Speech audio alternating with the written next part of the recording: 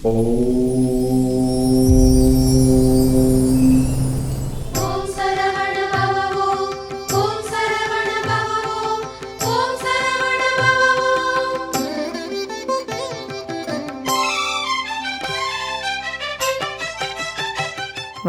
விசாகம் 2026 முருகப்பெருமான் பிறந்த நாளாக உலகம் முழுவதும் கொண்டாடப்படும் நாள்தான் வைகாசி விசாகம்.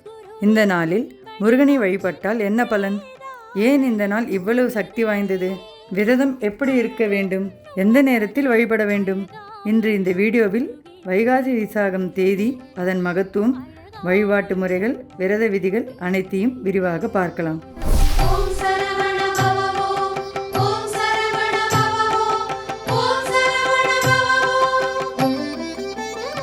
தமிழ் மாதமான வைகாசியில் வரும் விசாக நட்சத்திர நாளே வைகாசி விசாகம் என்று அழைக்கப்படுகிறது.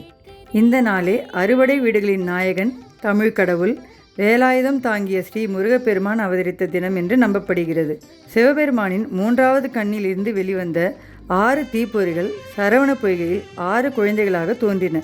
பின்னர் பார்வதி தேவி அந்த 6 குழந்தைகளையும் ஒன்றாக இணைத்த போது ஆறுமுகன் உருவானார். அதனால் முருகப்பெருமான் ஆறுமுகன், சரவணன், கந்தன், சுப்பிரமணியன் என பல திருநாமங்களால் அழைக்கப்படுகிறார்.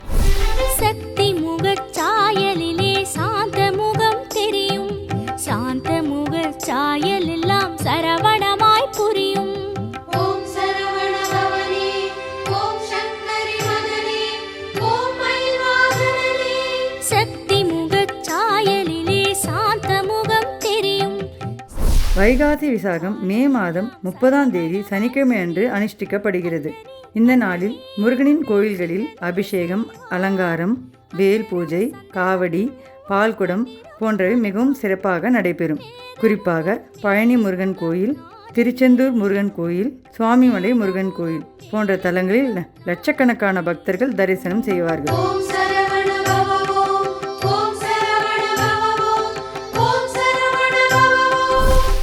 வைகாசி விசாக நாளில் அதிகாலை எழுந்து குளித்து வீட்டை சுத்தப்படுத்த வேண்டும். பிறகு பூஜை அறையில் முருகன் படம் அல்லது சிலை வைத்து செம்பருத்தி அல்லது அரளிப்பூ வைத்து தீபம் ஏற்றி கற்பூர ஆரத்தி காட்ட வேண்டும். அதன்பின் ஓம் சரவணபவ, கந்தசஷ்டி கவசம், சுப்பிரமணிய புஜங்கம் போன்ற முருகன் பாடல்களை பாராயணம் செய்யலாம்.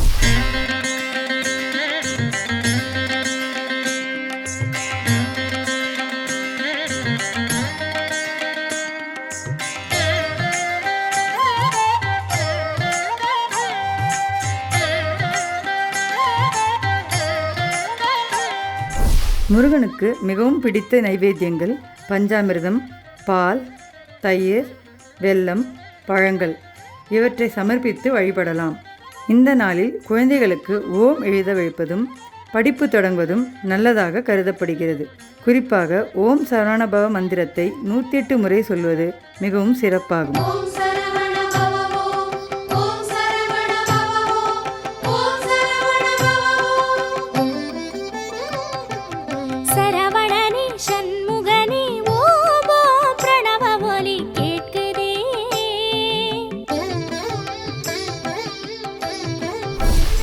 வைகாசி விசாக விரதம் மிகவும் சக்தி வாய்ந்ததாக கருதப்படுகிறது. இந்த விரதத்தை இருப்பவர்கள் அதிகாலை சூரிய உதயத்திற்கு முன் எழ வேண்டும். சைவ உணவு மட்டும் சாப்பிட வேண்டும்.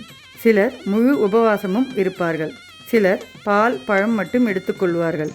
முக்கியமாக மாலை நேரத்தில் முருகன் கோயிலுக்கு சென்று வழிபட வேண்டும்.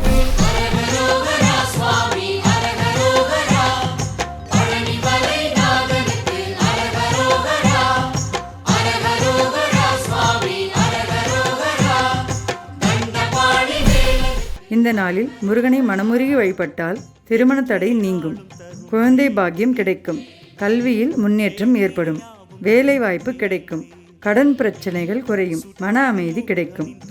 வைகாசி விசாகம் என்பது ஒரு சாதாரண திருநாள் அல்ல.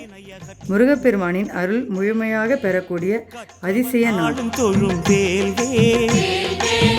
கற்றிடும் அறிவின் ஒளி வேல்வேல், அற்புத கோலம் தரும் வேல்வேல், அழகனின் அபயகரம் வேல்வேல்.